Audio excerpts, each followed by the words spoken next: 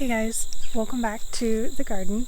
It has been a little over a week since you guys have seen everything because my sister came on a weekend, and so we're just a little bit off, but that means that some things have grown a lot since you've seen them, and I think that that's really exciting. Before we get into the main garden, I have a couple of volunteers in my pathway that I want to highlight. This is either a purple top turnip or rutabaga, just randomly growing out of the wood chips here. And here I have what I think is a carrot, but the more I look at it, the more I think it might be dill, but just growing straight out of the wood chips here. Very nice. If it is a carrot, I'm gonna be like a little mad because I work so hard to get carrots to sprout, and if that one just sprouted like literally underneath a wood chip and then still came up in the pathway, those ones that I'm taking care of just feels like it should be easier.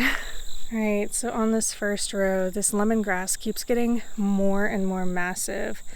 I do plan on taking some of it inside for the winter, rooting it and just saving it to replant next year, and then the rest of this will get dried for tea. I do also have a couple of recipes that use fresh lemongrass, and I have been pulling from it for that over the course of the season, but you literally can't even tell because it's so massive. And then this section right here, this has actually been weeded by the neighborhood girl who is trying to earn money to go on her school trip. So I've been having her kind of weed out this section. Eventually I will put straw here and maybe some more wood chips just to kind of keep the grass down. Eventually I would like to have all of this to the sidewalk kind of cleared and also fix the sidewalk, but that's a whole other issue. Over here, the basil still doing amazing. I actually pulled basil from this plant, and all the rest down this row, and made about 14 servings of pesto from these plants. And you can almost barely tell that I took from them. They're trying to flower yet again. Oh, that's a tomatillo. Speaking of the tomatillos, these I keep meaning to pull out because I'm not really getting very many ripe fruits off of them. You can see they keep like setting fruits, but the number of these that make it to maturity without either something like that happening or just getting eaten. This one, yeah, you can see in there it's kind of rotten because something ate at it. So at this point in the season, I'm not really getting any tomatillos, and they're just kind of taking up space, although they do look really lovely with all of these flowers here. I think I will take them out because I do need the space for fall planting imminently, like almost yesterday. But of course I am also behind on my stuff, so like even if it was available yesterday, would I have planted it yesterday? Probably not. Hello, Mr. Bumblebee. You're doing such a good job. Can y'all hear all those crickets too? I have had people coming into my garden regularly these days, and almost all of them mention how many bugs are in my garden that they just like don't expect. They're like, oh yeah, I remember seeing these as a kid like all around my yard, and now I don't anymore, and I didn't realize that until I came to your garden and saw them all again.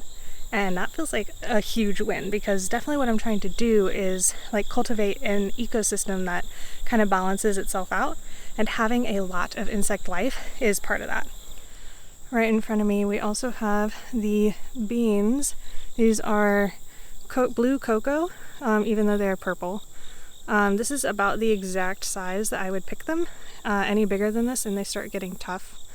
But I've been so overwhelmed with beans to eat that I actually stopped picking these. You can see a lot of them have gone past that point of being tender, and at this point I'm saving them for the dried beans.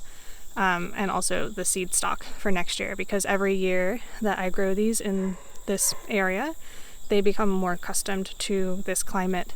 So I'm like basically genetically selecting for a plant that will do even better in my area year over year. And oh, these tomatoes, look how sad that little tomato is. That's not going to be edible. Definitely need to take out the rest of the tomato plants. I left a few when I was tearing them out because they still looked pretty healthy, but as you can see, that is not the case anymore. This is like the healthiest part of the plant, and it's like, yeah, it's technically still alive, but that's not making me any tomatoes. So this is just taking up space at this point. Granted, not a lot because it's like a dead stick at this point, but along this area you can see I put in brassicas.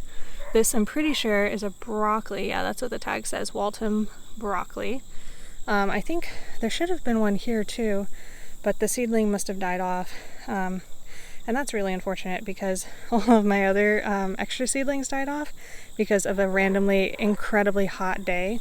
It was like one of those days where the weather forecast, instead of just saying sunny, says cactus. So yeah, I accidentally left my extra seedlings out in that and they just shriveled and died. So everything that is planted in the ground is all I have unless I want to get more starts from the store, because I think it would be pretty late to try and start any more seeds for those giant brassicas, at least for me.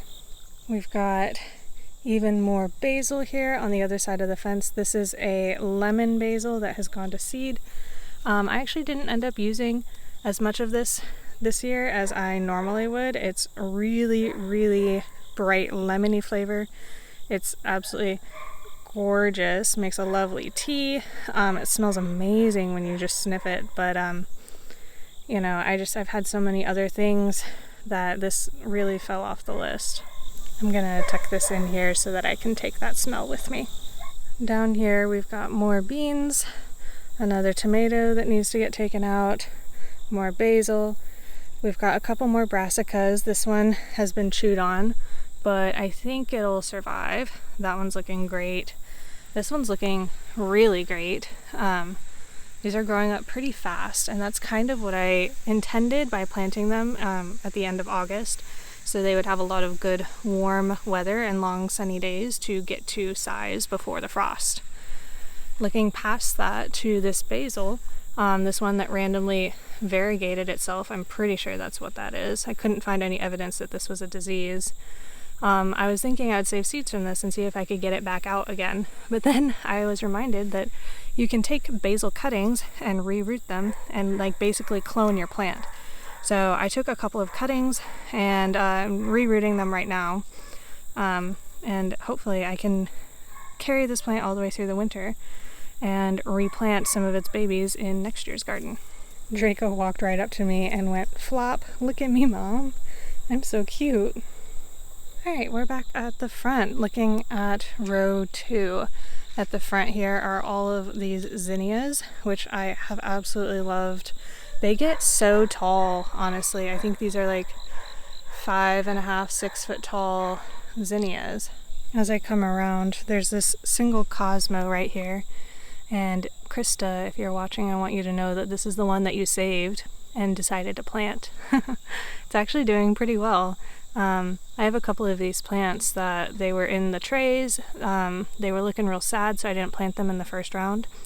And as we were clearing out the trays, Krista was helping me, and she was like, "Oh, can I just plant this somewhere in case it survives?" And I said, "Yeah, of course." And look at it go. It's doing great. Alright, so on the other side of the zinnias, we have a couple of sweet pepper plants. This one is an Ivarsky, which has extremely pointy tips for some reason. Most of the Ivarsky peppers are not this pointy at the tip, but almost everything off of this plant has been. I've been marking some to save seeds. This one is marked. This loop was supposed to be around the stem of this, but it must have fallen off as it was growing. It does have a hole in it, but I'm gonna leave it and see if it'll mature anyway, since I'm really hoping to get mature seeds out of this. And if I end up not being able to eat it, I'll still get the usefulness of the seeds out of this. This section back here was supposed to be mostly eggplant, and it is, but the eggplants are definitely not growing up to the size that I had expected. I did plant almost all different varieties than I had in the past, so maybe I just like underestimated the production of these compared to the other varieties that I had had. But definitely not as much eggplant this year as I really would have liked.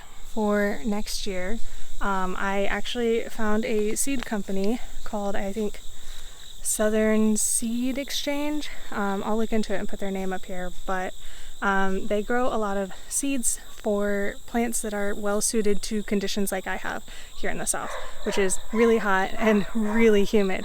And I got a couple of eggplant varieties from them that I'm going to try out next year, and hopefully those will grow up better for me. Man, the neighbor's dog really is having a bad day today, isn't he? So these eggplants, I think a lot of them are Japanese types, and I think that would probably explain why they're not doing so well here, because the weather here is not at all like the weather in Japan.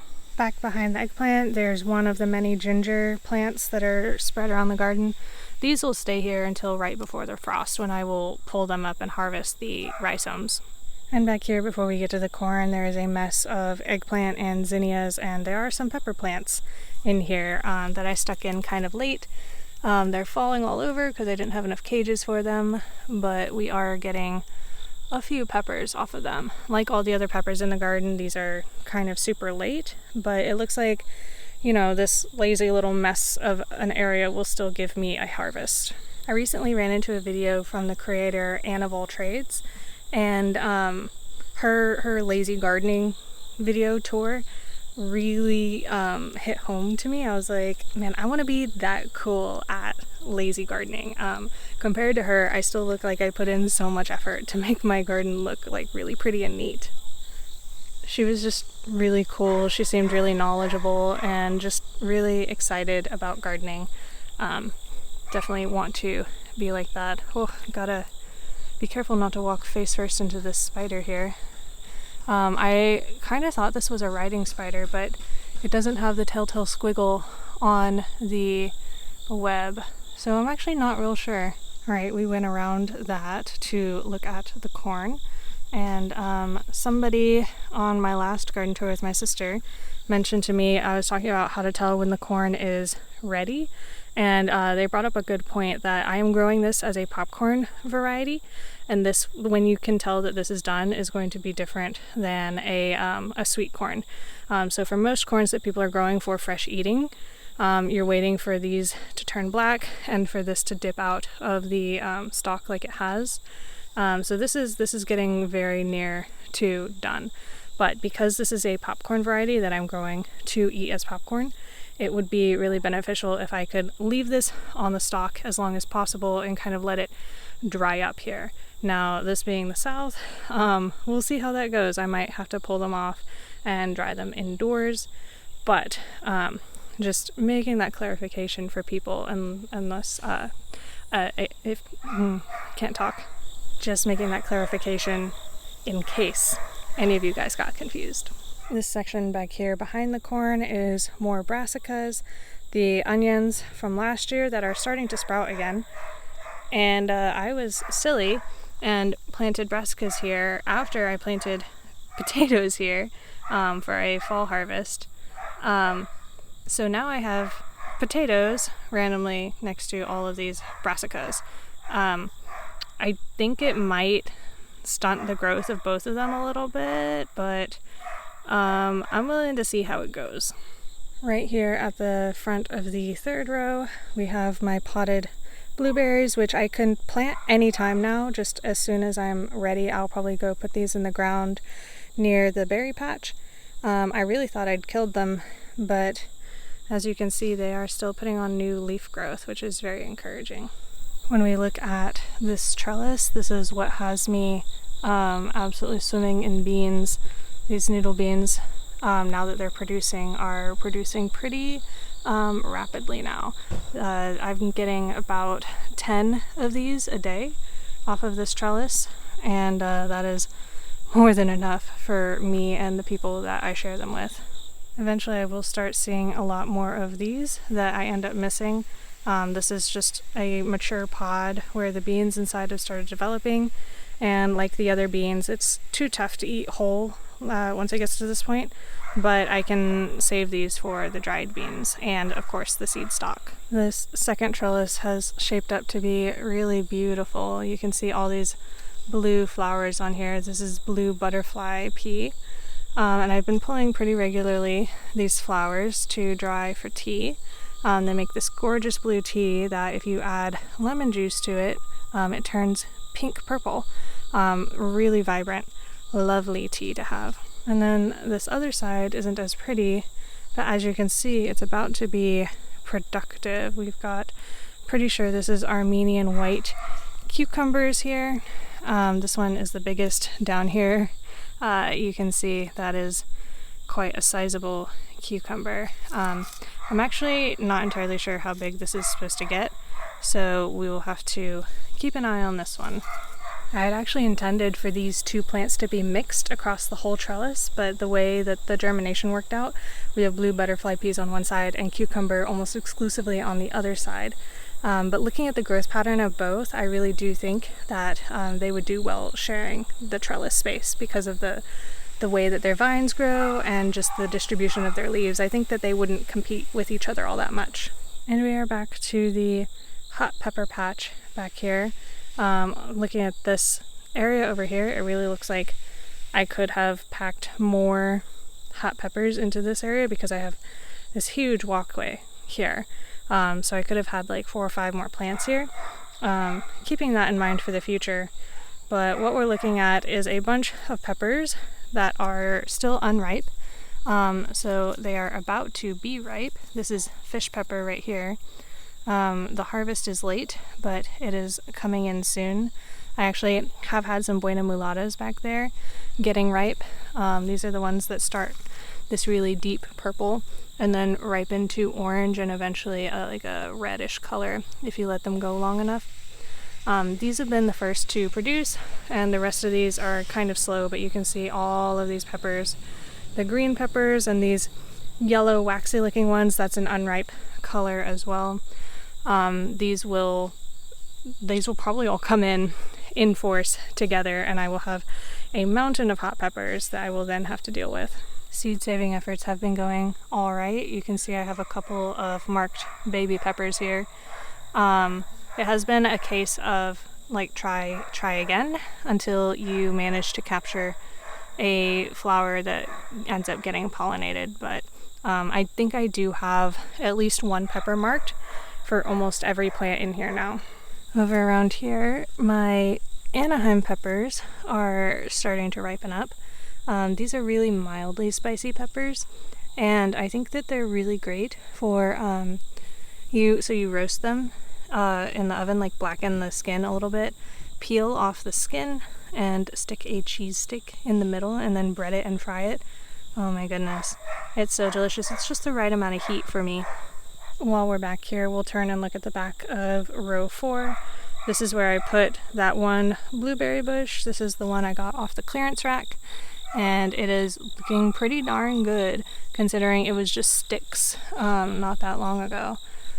So far so good in this spot, but you know, there's definitely a lot of time to tell exactly how good that's going to do. Now below it we have some sweet potato vines and some more brassicas that I put in.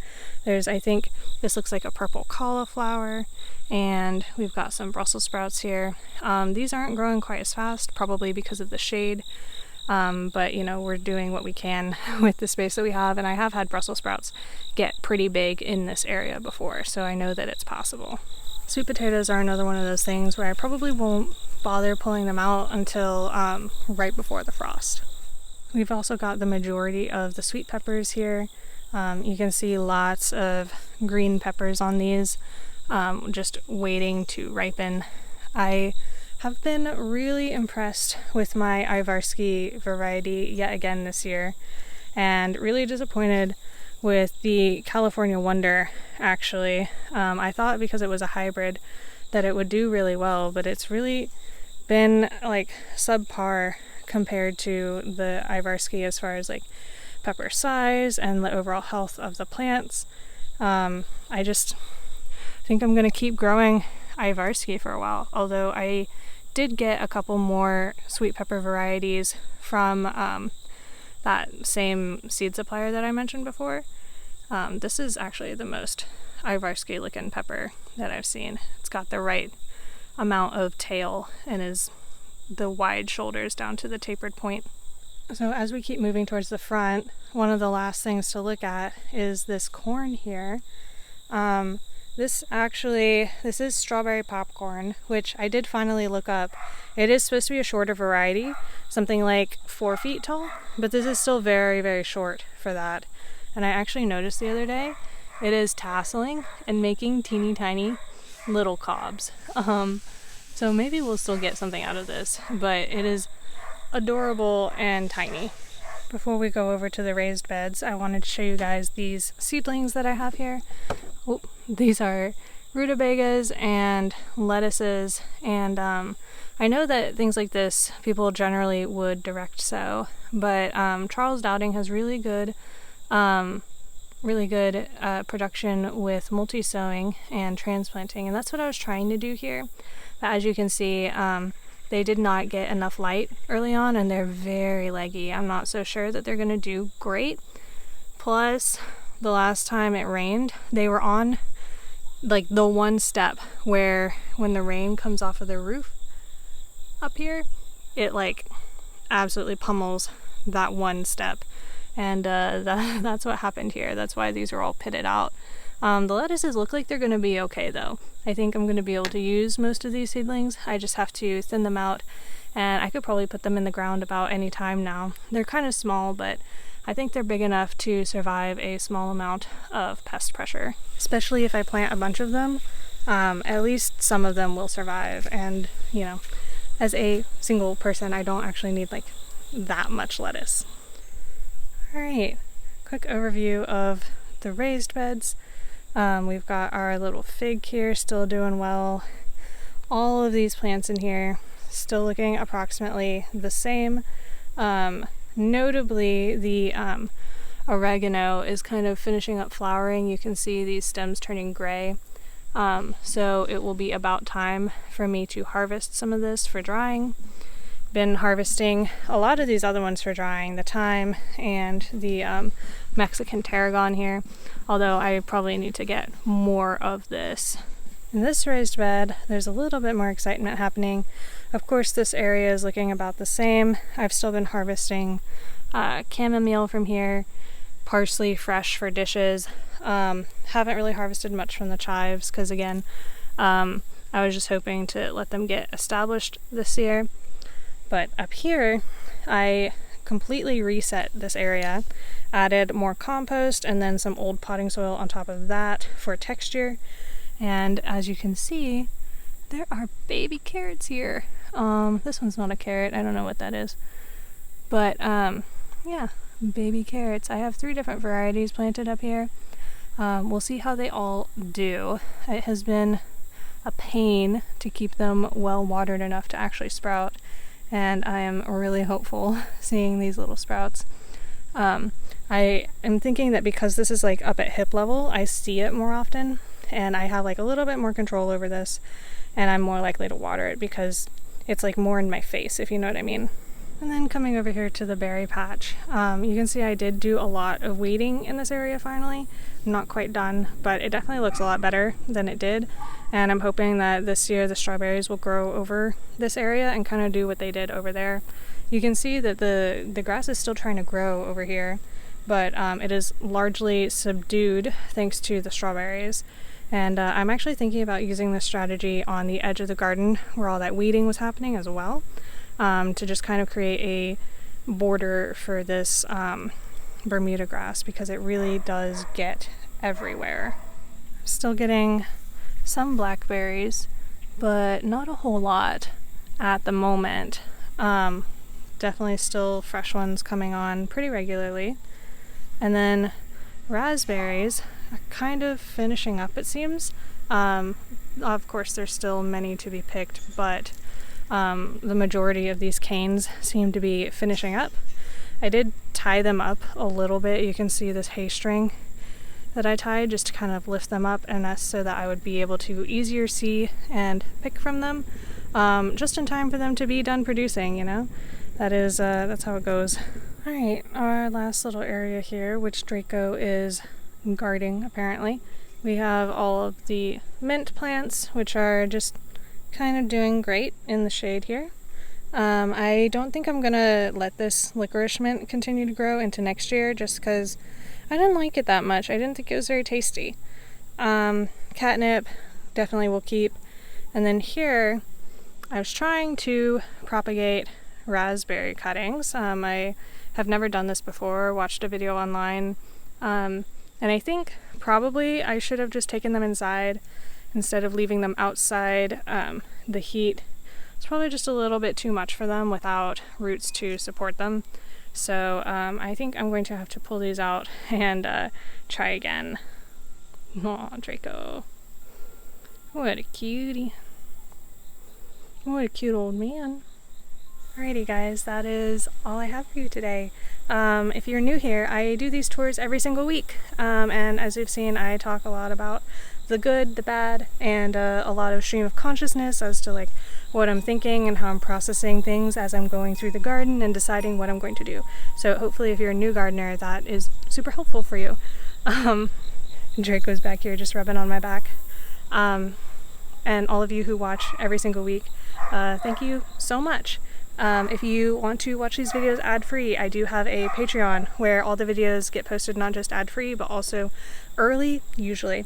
And you can access that for any contribution at all. Even if you just want to contribute $1 a month, it really is helpful for me as a creator who is trying to get towards doing this full time. And if I can do that, I will have more time to make cool videos for you guys. And all of you who are already supporting me, I super appreciate it. It really means a lot to me that you guys believe in me enough to give me your hard-earned cash. Every little bit helps. Thank you guys so much for watching, and from me and Draco, we wish you happy gardening.